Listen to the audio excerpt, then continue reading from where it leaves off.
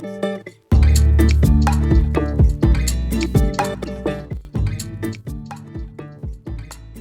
mai haere mai, and welcome to Cult Chat, the podcast where we talk about coercion, control, and all things cultish. I'm Dr. Caroline Ansley. I'm a medical doctor. As a child, I lived at the Centrepoint community, a notorious cult in New Zealand, and now I run a website that advocates for the former children of the community. I'm Liz Gregory, and I run the Glory of Our Leavers Support Trust, and I'm privileged to walk alongside people after leaving this group as they embark on their new lives. And I'm Lindy Jacob. I'm a former member of the Exclusive Brethren, and I'm part of the Olive Leaf Network, a new initiative in Aotearoa to support leavers of high-demand religious groups. Come with us as we unpack the cult playbook. We'll be talking to experts and leavers of coercively controlling groups, and we will call for Kiwis to cult-proof their lives. Come with us as we traverse the Cultiverse.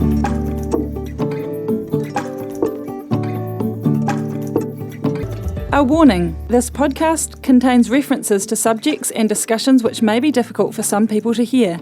Please take care of yourselves and your whānau when listening.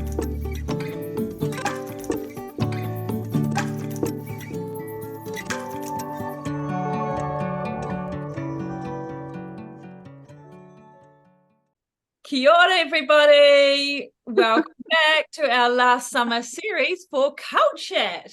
Is someone going to ask me what I'm waving? Yeah, what is it, Lindy? She is waving a fly swat, which is peculiar. Oh, Yeah, Lindy. Fly swat. Everybody needs a good fly swat. I agree, but see the tent behind you? That's our tent, like camping in Nelson. And in the little pocket, we've got a red one. Looks like a tennis racket, has a battery with like metal bits. That's a fly swat. That electrocutes them. I do admit those ones are quite cool, but if I'm going to put my eco-friendly hat on here and say that requires using batteries and it's made of lots of bits of plastic, and I know those things, they break every month or two. This sweet sucker is my new fly swat, and it's metal and leather, and it's meant to last forever and then kind of have recyclable materials. I'm not being paid by them to do an advert for it, but I do think it's really cool. Now, don't forget that people who are watching our YouTube will actually get to enjoy the background, the summer, the vibe, and the fly swat. I mean, everyone will be jumping on YouTube now to see what on earth Lindy is holding up. Yeah, well, for those of us who aren't dealing with lots of flies, I will be in my summer, cycling around, maybe going on a few tramps and dealing with sandflies, which are, the sandflies actually are nasty little creatures. International listeners will have no idea what we're talking about. They're tiny little mites that just go around in storms and attack and eat. And they're tiny. They're about 2 millimeters. And they're nasty. And they're in all the most beautiful places in New Zealand. Yeah, they are. And yes, so Kaz, I hope you've packed something like a beekeeper's suit to wear while you're to keep the mites off you. The solution to sandflies is to move fast. So you just have to keep moving. So when cycling, you don't have a problem cycling, but tramping's a problem. You're reminding me of one time my husband was very fortunate that somebody offered him a trip hunting into the Sounds, and it involved a helicopter ride into the Sounds. Like, it was really cool, and he got to go along without paying anything. But he's a complete novice hunter. I don't think he'd barely ever been hunting before, and he coated himself like he may as well have taken a bath in the fly spray stuff. And the guys were so upset with him because they could not get any deer, and they were convinced that it was because Tim was like smelling out the entire valley. Totally. Those deer can smell you. It depends which way the wind's going. That's what I've heard. Summer question for you guys. I love asking questions like this. What is your favorite summer smell? And what is your favorite summer sight? And what is your favorite summer sound? The thing that made me think this was as I opened my can of cider, and it just gave this little pop and a fizz, and it was like, it's a relaxing sound. The sound of children spitting watermelons across the way in watermelon seed fights. What? Cool. Have you never done that? That's awesome. You've never done that? eaten some watermelon and filled your mouth with seeds and sort No, of and I also How never thought that uncouth. I never thought I'd hear the words love and children spitting in the same. well, you're not spitting, you're just shooting the seeds out. Amazing. Okay. Wow. All right. Well, you're not going to like my one, Lindy. And lots of people come camping with us here at Nelson at Tahuna Nui, and they can't quite fathom how we put up with the aeroplanes that just soar almost on top of your tent before they land at the airport next door. But to me, it reminds me that I'm on holiday in Nelson living in a tent, that I can hear these airplanes flying past. Oh my gosh, that you're just like the man in the castle in the movie The Castle. And he's like, the serenity. And it's like, oh, really? To me, it's like, I'm here on holiday. The serenity. Which is also my favourite smell. It's got to be when you unfurl the tent and you put the tent up and you go in and go. Oh, I thought you were going to say it was jet fuel was your favourite smell. Mouldy canvas tent. That's my tent. It's very nostalgic of you. Very. Yeah. Okay, Kaz, what about you? I actually think it's Fijoas, but they might be late summer. Ooh, no, they're like old book, like bad old books taste. Hey, come on, Liz. We have to agree with on something at like some point. Mothballs in the wardrobe. Fijoas. Liz, that's fascinating. Okay, Yeah. okay, last one. What are your favourite summer sites? Oh, my tent site. Right behind me. Definitely. It's one of the best sites in the camping ground, actually. Something like that has got to be my favourite site. I just picked these from a bush outside, and it's not technically Putakawa, but it is from... it's Rata, isn't it? It looks like a family of them. And hey, that has got to be such a great summer site. For those of you who aren't watching this, I'm holding up little spiky red flowers that are all over New Zealand in summertime as Putakawa and related family members of that tree. Yeah, that's mine as well. That's yours as well? Yeah. Oh, nice. Nice. Mine's probably like bunting and flashing lights. So we often wander around the campground at night and see who's glamped up their tents. And often it's bunting and flashing lights that really just does it. It's just a summer sight for me. Oh. We need to dig into our episode. That's it. So we don't lose our listeners. They're going, just having an old chin wag. Yes. Right. Brilliant. Yeah. We are here to talk about what shows, TV shows or films or documentaries that we thoroughly recommend to our viewers and listeners to watch over this summer period, or perhaps just put them on your to watch list for 2024. On topic though, in the world of the culture, in the world of the culture. Yeah, that's right. That's right. Who's going to kick us off? Kaz, I reckon. I'm going to start because I've just watched something and it's right on top of mind before it disappears. I can only remember stuff for about a week. I've just watched Escaping Twin Flames, which you can see on Netflix. And of course, when you start to pay attention to something, you realise it's everywhere. So I'm now also seeing it pop up on all the podcasts and all these various different things, Twin Flames. And I didn't have any idea who Twin Flames was until about 2 weeks ago. But it's an interesting group. It's for a number of reasons. It's started not that long ago, 5 or 6 years ago. I think maybe a little bit further back than that, but not very long ago. A couple called Jeff and Shalea Devine started this group in America somewhere, and it's all entirely online. So that's the really, really interesting thing about this, is because until I watched this, I could honestly have said an online group doesn't count as a cult, because you need more community than something that can be provided online. But this is legit a cult. It's basically, the idea behind it is this guy and his wife have sold a belief system to their followers that they can, through a series of courses, prepare individuals to find their twin flame. And their twin flame is the love of their life, the other half to themselves. Everyone has a twin flame, but the thing about it, the thing that makes it the hook, is that Jeff can tell everybody's twin flame. He's the one who tells who a person's twin flame is.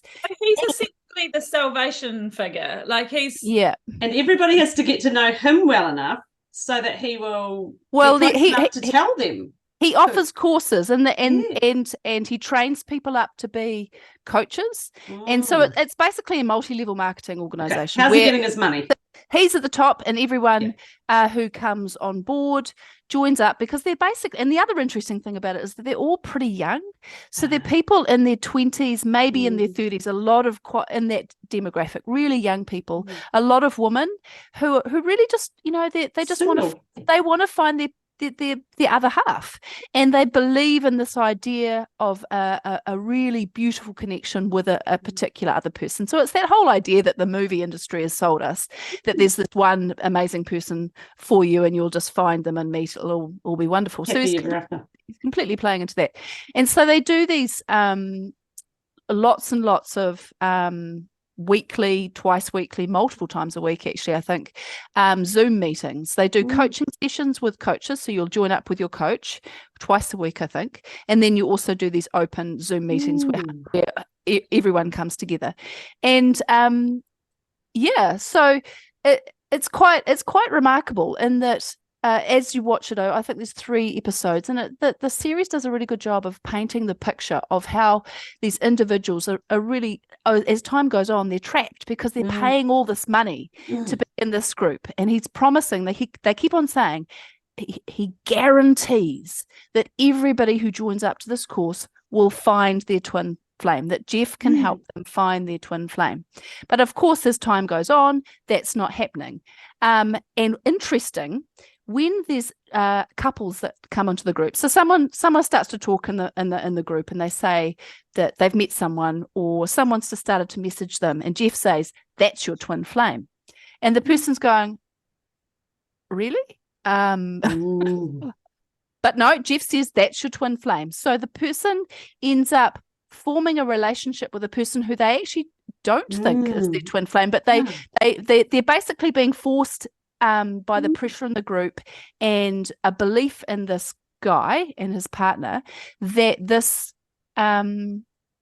person is their twin flame. So, and then they become basically the models for the rest of the group. They have to start to pretend that they're really fully in love and they've found their other person, but they haven't found the other person. It just sort of spreads this sort of belief amongst everyone. And as time goes on, what happens is people leave. What the truly upsetting thing about this is that they end up with not the right mix.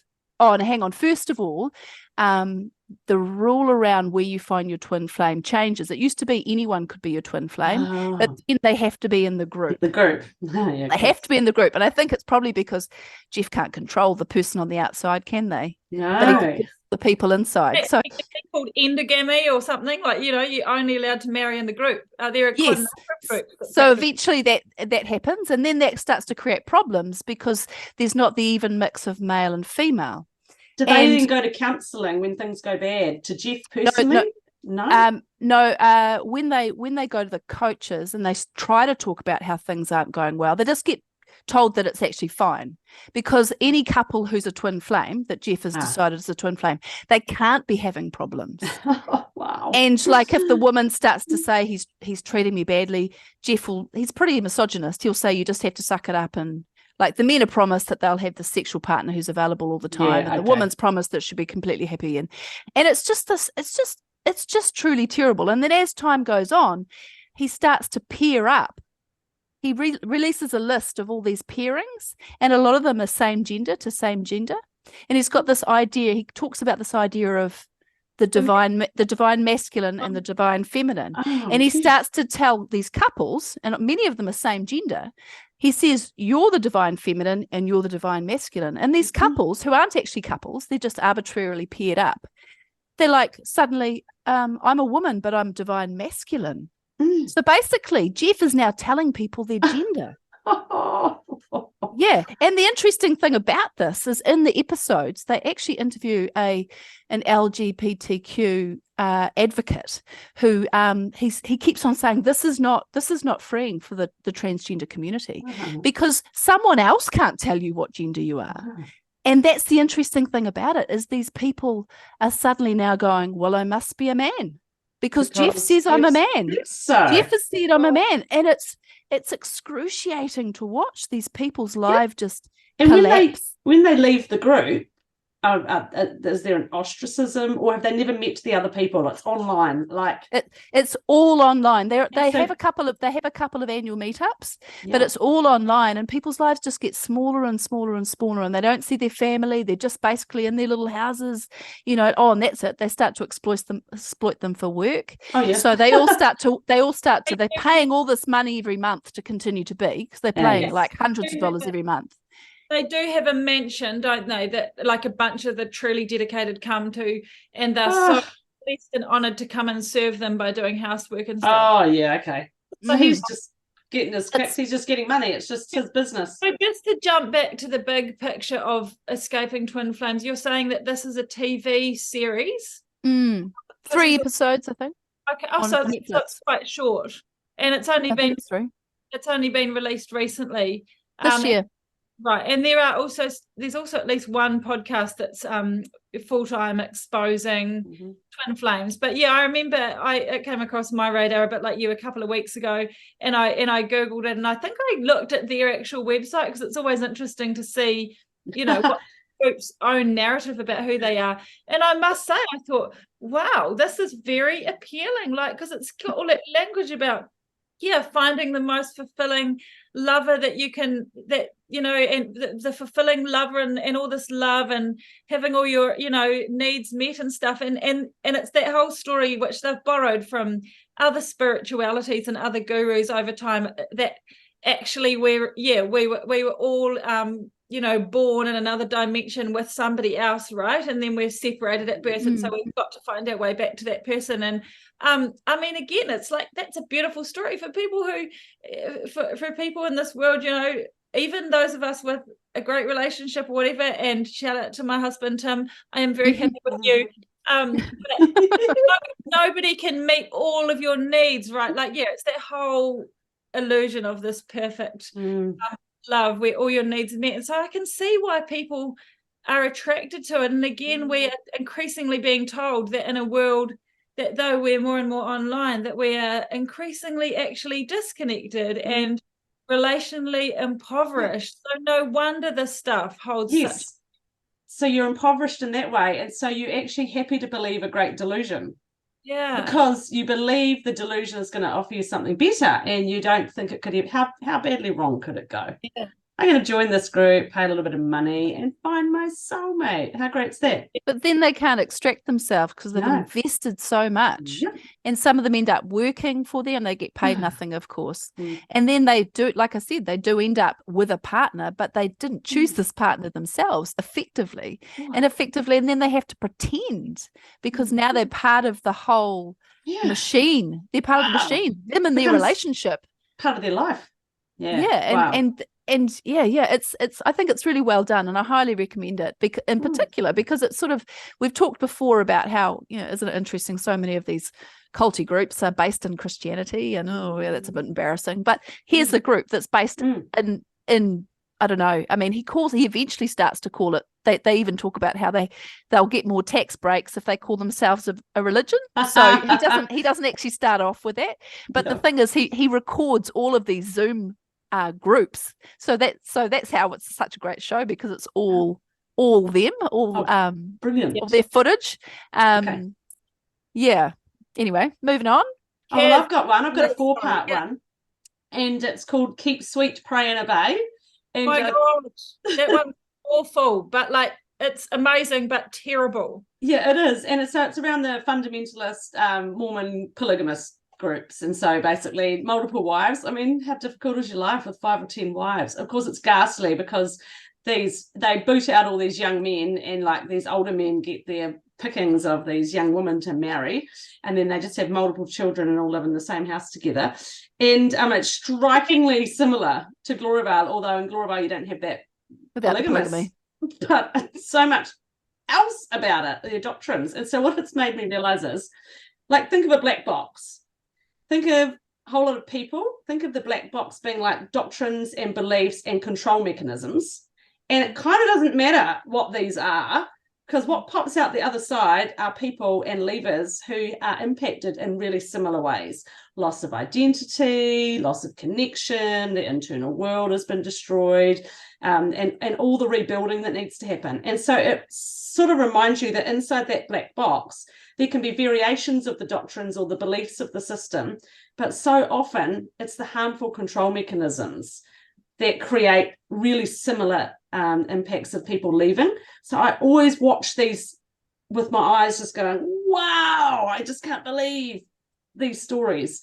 You are in America, over in Utah, and it's just so similar to the cult around the corner. And I guess, people who are employing mechanisms of control, like what is it? What is it about a leader?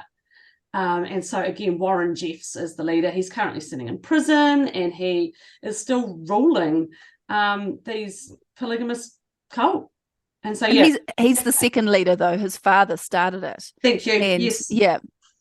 So, and it got tighter and tighter. So there's that concept of when your first original leader dies, that the next one's coming down who were born in it, the fanatical nature of it. And so for me, it's the whole episode really reinforces how beliefs can actually inform your practice and how control mechanisms keep people trapped. But in it, it's the stories of these women who are married to these men, underage girls getting married. So it's got a real really personal, it's a real personal. they're like 14 or sort of, and they all just get sold into marriage. And you see what their life was like. So it's compelling. It's compelling to watch, but you're left just going, oh, and then to think it's like whole towns and cities living like that now, currently in the US. I found it deeply shocking and deeply disturbing. And it's also one of those shows that as it progresses, you're kind of going, oh my gosh, could this get any worse? And then it actually does. Like the final episode is just, it's just horrendous. You're like, I cannot believe that this stuff is actually happening. Like, I won't say the things because it's spoilers and everything, but it's truly horrifying that this stuff, and it's kind of tied in with basically trafficking of underage girls and all that kind of thing under the guise of religion. So it does, a trigger warning, it does have stuff like pretty horrific abuse and but it looks at the trauma of those leaving those sorts of groups as well, and that sort of road to the long road ahead to recovery. So in that way it gives quite a broad perspective of life in a cult, actually, and leaving. The thing that it made me think a little bit is how it's not just cults that do this. There's plenty of other nations around the world and cultures that do this as well, where the idea of marriage can be slapped on to basically what is child abuse. But it legitimates somehow socially the fact that this 13-year-old is married to this 50-year-old, the marriage somehow makes it okay. It's not at all in any way, shape or form, but it's the language that we use to describe things can sort of socially, smooth the way. It's how you frame it. Oh, I'm married to this man, so it's not abusive. No. And of course, legally, they weren't allowed to marry. There's legal reasons why it's illegal in America. And so it's the first wife that is officially sort of married in a recognizable way. But there's been lots of issues with child protection services and all sorts. But basically, they're just a whole town and a whole city that lives. Borders. It's near Small Creek, and it borders Utah and Arizona. There's a whole, and they're making use of the law, like the boundary between these two states runs right through the town, and so you can skirt around the law, and law enforcement find it difficult to be able to enforce law. And of course, because it's like a city, people who are part of the cult are like the police, and so you've got that sort of corruption right up to high levels, so you're not going to get action, quite frankly. Unbelievable, absolutely unbelievable. It's where we got the idea of sister wives from, though. That's right. So that's another TV series. And so many of those sister wives, they've gone. Have they all gone now? The ones that were on that show, I think they might have all left their husband. It wasn't a happy. It's not a happy story sharing one husband. Wow. I could never figure out how the guy could keep so many wives and children with his income. Yeah. seemed I know, it's incredible. madness, isn't it? It must be rich. All right, you got one, Lindy? Yeah, I do, and it's I'm feeling a bit hesitant because it does feel like a bit of a dark one for a summer watch. But then on the other hand, maybe it's better to watch these dark things when you can go outside and recuperate in the sunshine, rather than in the gloom of winter. But I wanted to talk about a film called Woman Talking because it's about a really high demand, very closed off Mennonite community. And it was a film that came out, I think it was actually last year now. Yeah, pretty recent, done on a novel, but it was based from a true story of an isolated Mennonite community in Bolivia. And it's like a lot of these groups, it's in particular it's sharing the story of women and children who were abused. So there's a bit of a theme here. I feel a bit bad for the good men out there in our lives and in our world, because so many of these stories do have a focus on, unfortunately, the abuse at the hands of systems that enable and encourage a really unhealthy patriarchy, a really unhealthy male power and an abuse of that power. But have either of you seen Woman Talking? Yeah, I've read the book. I've seen it and read the book too. Okay, as I said earlier, I love watching things, especially things like that, with others, because I find it just helps me to stay present and not get so overwhelmed and triggered by the kind of atrocities of what you're seeing. So how did you guys find it? I found the book was a very very lifelike, real. It's about this woman having these conversations, and I found their conversations extremely pertinent to even like the Glorabelle situation. It was just really, really similar. They are, because Mennonite community, Anabaptist tradition, so a lot of similarity. And so again, just always going back to this would be something, that they could read and go, okay. Yeah, it was very well done, the movie, and it really sort of starkly examines the choice of these women when they realize that they basically get pushed to a point that they have to act. They have been completely subjugated. They're basically just they have no choices in their life at all. And they're pushed because they are suffering extreme sexual violence. Yes, but they're pushed because of largely because of the fear of their children. It's the need to finally take action for their children that they've kind of tolerated for themselves. Yep. Safeguard them. Yeah, and it's sort of like really profiles like, what does the world look like for someone who has had all of the information, and because they're completely shut off, they can't read, they don't even know physically where they are on a map. They have no experience of dealing with money.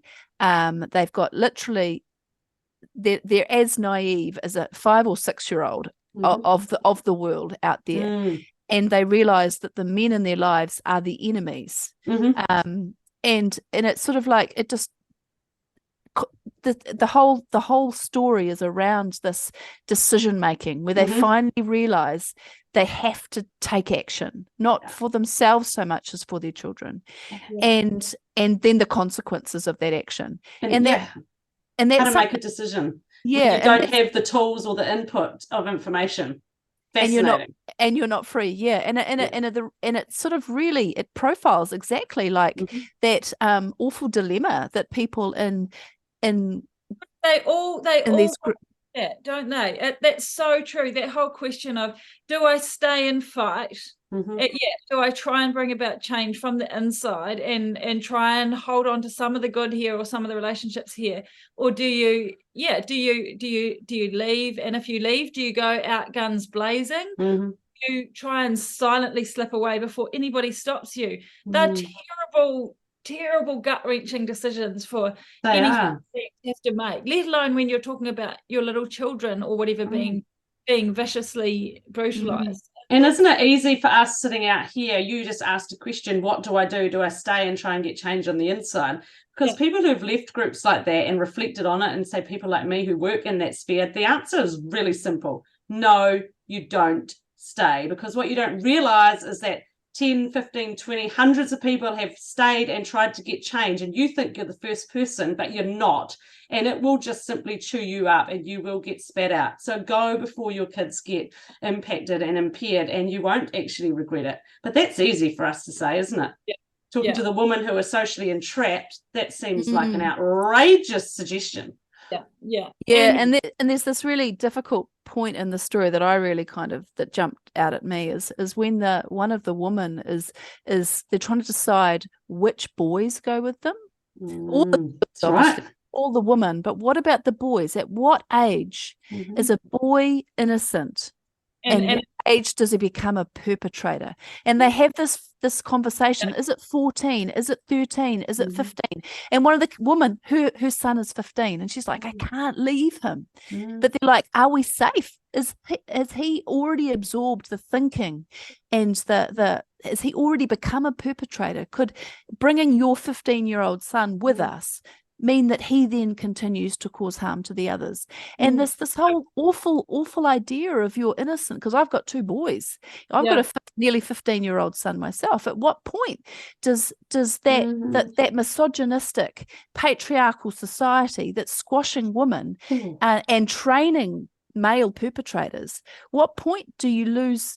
Does your innocent little boy become something ugly? And how sad it's before 15, looking at the experience of sort of Glorivale. Think about Hopeful Disciple and episodes we've just finished, Kids and Cults.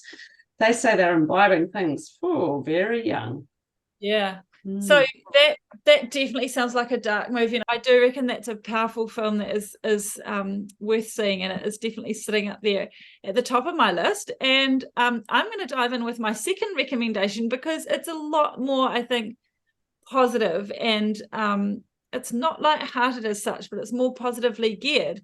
And I confess it's also one that I have not yet watched, but I'm really excited about it. It's called Witness Underground, and it's been shared around because they were getting like Pledge Me or Kickstarter funding, and and I paid the $25 towards that, which then means that you get a download of the movie. So it's just been released because they got the money they needed. Right. And the interesting thing about this movie is, and I've watched a couple of interviews with the people who produced it, and basically the gist of it sounds like that there was like this underground network of musicians in the Jehovah's Witnesses, I think in the States, but they sort of became global. And I think it was called something like Nuclear Gopher. I don't have it in front of me, but and they would get together and jam and make music and stuff, but a bunch of it was like not allowed by the community that they were part of. And as we've been hearing, for those who aren't familiar with the Jehovah's Witnesses, essentially you are quite socially entrapped in the Jehovah's Witnesses. Like you are, they might not have some markers of a cult, but they've certainly got other ones, and often it's your only social world, and there's high control around, for example, what kind of music you can listen to or what kind of music you can play. And so for these musicians, that a lot of them then ended up leaving the Jehovah's Witness communities and got excommunicated and lost their entire families and their their social community, all that deep trauma. And it is psychologically traumatic to go through that level of excommunication. But all of them are artists and musicians, and so they play loads of original music pieces from these musicians. They interview them, they follow their story. So I think that it sounds like that's definitely a bit more of a different story than just kind of focusing on the trauma or just looking at that journey. It's all through this like artistic musician lens. So it sounds really cool. I've got the website in front of me here, and they say, and I thought I'd read this because it's really cool. They say, we believe that through artists we have a refreshing, powerful and entertaining path to healing. Musicians especially have a gift to communicate emotionally direct to the heart and to share important information in an entertaining and moving way. It says talented artists who have gone through an exit from a cult and then made music about their journey are the highlight of the film. And it says especially we do focus on the experience of shunning, complete family and community isolation. The film deeply focuses on this. But we offer examples of inspiring lives of those who have gotten out and on a path to healing using music. So anyway, I'm really excited about that one. Awesome. Well, unlike Lindy, the next movie I've actually seen. And I have now seen it 9 times. Oh gosh, what is it? It's literally, just such I know what it is. Good movie. I watched it again like this week. It's because you're in it. Yeah, it's called Gloriavale, and it's not a glossy doco from Gloriavale. It's not Gloriavale propaganda. It's kind of like Gloriavale, the real deal. And it's the story of the legal battle against Gloriavale that Leavers are mounting against Gloriavale. And so, I do make an appearance or two, like you go, oh, that's our house, or oh, there's us at the barbecue, or oh, I had my mouth stuffed with food during that scene. That wasn't very good. But I think when I do watch it, I am just reminded that other people are watching movies, perhaps for entertainment or for information, but when you watch a movie that you're involved in and deeply invested in, it just takes on another sort of, it's another level. The story's really familiar to you. And so sometimes when I watch it, I think, oh, I wonder if other people like understand the storyline. Like, I understand the storyline. I've lived this. I know how all the threads move together. I wonder what other people think about the storyline. But, that's a movie that went up and down the country last year, and we were, it was featuring in all the cinemas, and now it went internationally, and now you can buy it at like the DVD shops, but you can also get it on TV3 on demand free. And so it's out there widely now to be watched. And so the Gloriavale film, I don't know, I just find it a great movie. And often we watch it with people. When people come over and they want to talk about the Gloriavale thing, we're like, hey, how about you watch this? And that's it's a really moving look at Leavers and their legal battle.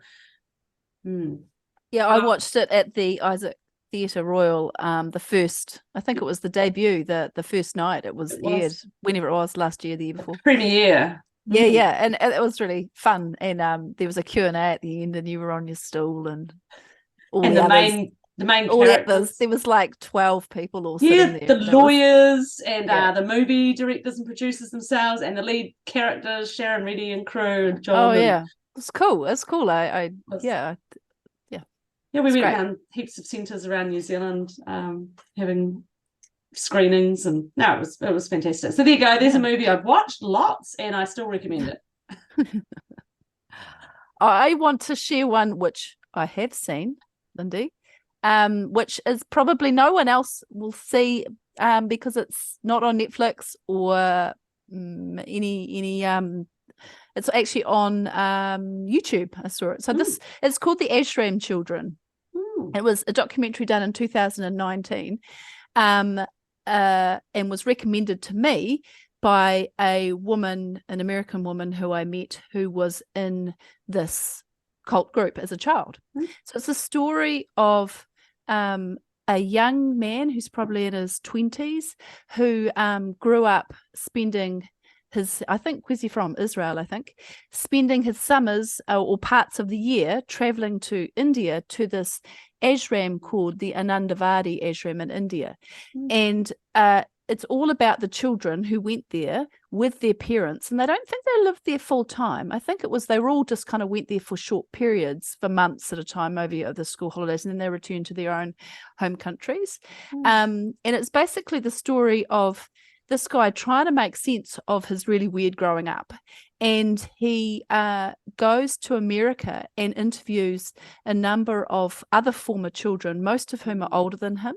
So it's got this real feeling of a young, somewhat naive, searching, quite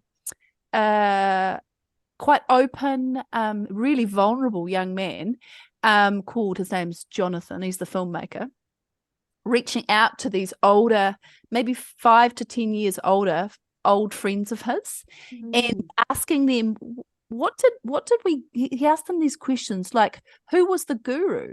Was he who he said he was? Were we safe? How do we talk about it and think about it now? He's asking all these questions of all these different people, and some of them, a lot of them answer in really moving, kind of insightful ways. And he gets recorded as he kind of hears these answers, and you can see him having to totally reframe his experience, following their wisdom. And it's quite moving to watch him dig into his past and get confronted with some truths from wiser peers. Like they push him to dig into the betrayals, and they encourage him to look at the trauma that he's experienced. It's really confronting, but it's also quite gentle because they care about him as well. And later on, he actually confronts his own mother, who continues to be devoted to this guru. And you get revealed her own inability to take responsibility for the harm that he went through, and lots of excuse making. And it's she on camera, like yeah. And it's quite it kind of makes you, by the time she's interviewed, you're kind of feeling pretty engaged in the whole thing, and you're kind of like feeling a bit pissed with her for her inability to acknowledge the harm, but she's still very devoted to the guru. And so it's sort of like he's gathered around by his friends, but his family really abandon him, basically. And it's quite moving. It's not very long, it's an hour long. You can watch it on YouTube. We'll post the link. And I just think it's for people who grew up in a cult, and maybe are just starting to explore some of their own, hey, was it actually like that? Who's starting to listen to some of their own internal turmoil about their own personal history. They're starting to kind of think, I remember it like this, but mum says it was like that. You know, like when you start to kind of, cognitive dissonance becomes too hard to manage. This is a helpful movie. It's not traumatizing. There's no, it's not really like fun. But it's quite a gentle exploration. And the woman who recommended it to me is actually in it, and there was a really moving scene where she just says the guru isn't who he said he was. He's a charlatan, and he was lying to us, and it was all just rubbish. And I went and I confronted him, and I realized he was just a weak man. And it's just cool. Like so she actually recommended this movie to me, and so it's quite powerful to see her in it. It was an American doctor, actually, who I had a couple of email exchanges with. She told me about it. But so Kaz, you also have featured in a film, am I right? You in Heaven and Hell? Yeah, I'm super famous. Why don't you talk about Heaven and Hell? Because that didn't come out very long ago either. No, I didn't mention that, did I? It's a bit embarrassing, isn't it? How many times have you watched the movie? I think, I don't know, maybe only twice. But I'm not like 9 times like you, Liz. Heaven and Hell, I watched that and I found it so confronting. Very. But didn't the doco makers do an exceptional job, Kaz? Yeah. Yep, they did. It was a big step for me to go on that. I really struggled with trust. I was like, what are you going to do with my story? Yeah. Are you safe? I need to watch it again now that I know you better. Yeah. I know, I do. I agree with this because I watched it a couple of years ago. So give us an overview of Heaven and Hell. When did that come out? Was it 2020? I can never remember if it was 2020 or 21.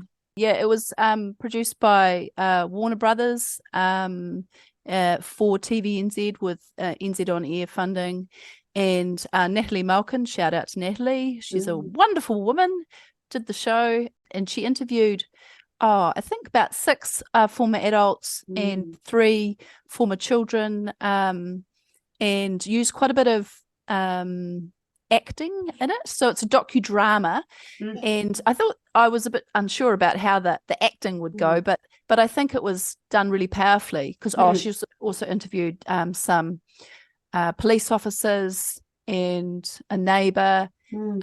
But for some scenes she used like the bit that was a bit confronting for me when I watched it, to be honest, was seeing the dramatization of myself as a child. And I did make it clear to Natalie that I was a really grubby, neglected kid with terrible hair, but she put this really attractive little child in my place. It's like, I didn't have hair like that.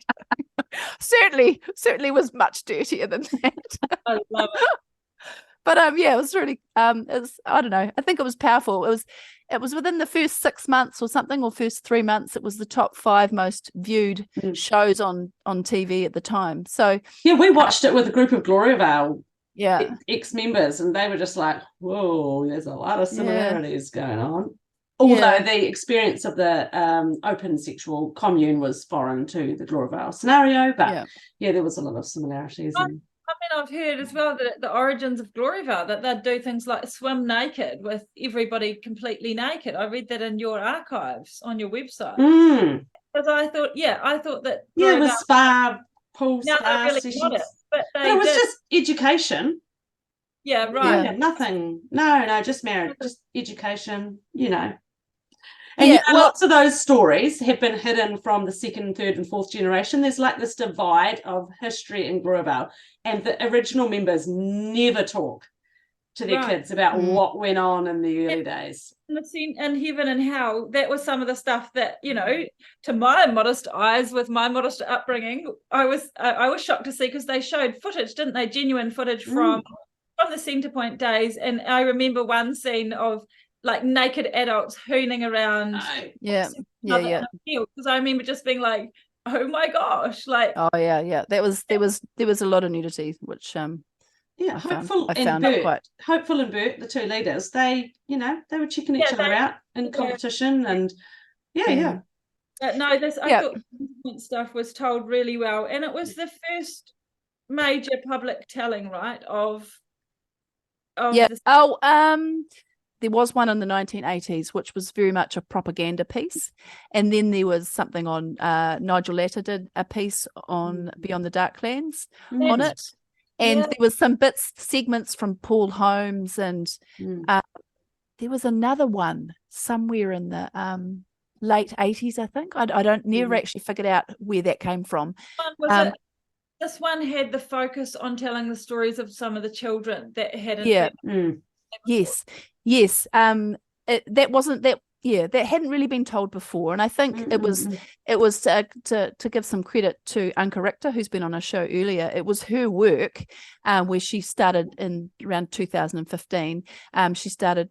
She did some articles about one particular article in North and South, which was about like what has actually happened to the children of Centrepoint. It's 30 years later. What was it like for them? What is it like for them now? And so she raised that issue, and the documentary makers for Heaven and Hell kind of took that the next step. So my decision to be involved was I was like, well, I don't want just to tell my story as part of just telling my story. I want this to actually be part of bringing to light some injustices, and making a kind of a request for some change. So so that was why I was in it. Brilliant. So I think it's not as shocking as some of the other ones we've talked about today. It's actually targeted at the kind of 15 plus audience, so it's but while it's shocking, it's not too shocking. So and it's 90 minutes, so it's not a big investment of your time, and you can just watch it on TVNZ on demand here in New Zealand. If you are an international viewer, we'll put a link to the place you can watch it on YouTube, because there is a pirated version on YouTube, which I found, which we'll put the link for, because you can't watch it on TVNZ on demand if you're not in New Zealand. It's an important story of New Zealand history. It is, and it asks the question, how come 30 years later we've got another group exhibiting dangerous signs, and do we learn any lessons from Centrepoint? Not really. How unfortunate. Oh, well, everyone, I think, we might have given enough there for our summary followers to sit back and turn on the TV and relax. What do you think? Yeah. I think so. I hope they actually get out into the sun. They're not just watching TV Do that. And all if they summer. and if they have to watch a summary one, Shiny Happy People, that's another movie series on the Duggar family worth watching as well. It sounds a bit more bright and cheerful. It but does again, sound summery, doesn't it? Yeah, it does. So go and watch that. I found that one to be fascinating as well. I think it's just as dark. It is, unfortunately. Yeah. No, that's been a good chat, ladies, and we'll look forward to seeing our next episode. What's coming next, Kaz? You're the one who helps organise. Oh, yeah. I think the next episode is Sarah Steele. Oh, yeah. That'll be fun. Yeah. We're That'll be interviewing Sarah Steele, who's a podcaster. So looking forward to hearing her voice. Yeah. Excellent. Happy 2024 if we haven't said it already. Yeah. Let's bring it on. Well, everyone, thanks for joining us for Cult Chat. And why don't you kick back and enjoy the rest of your summer, but tell your friends about Cult Chat while you're at it. Perhaps get on our Facebook page, write a review, and spread the word so that you can cult-proof your life. Yeah. Swat those cults. Cult SWAT. That could have been the name of our little chit-chat. Yeah. All right. Until everyone. next time, everyone. Ka kite anō. See you later. Bye-bye. If anything in today's episode was difficult or upsetting for you and you would like to talk to somebody, we encourage our New Zealand listeners to free call or text 1737 for support from a trained counsellor. Or you might like to visit the resources section of the Olive Leaf Network website, where you can find a range of organisations and resources that might be able to support you. We would also like to remind you that the views and thoughts and opinions that have been expressed in this program are the speakers alone, and Cult Chat does not necessarily endorse or share them.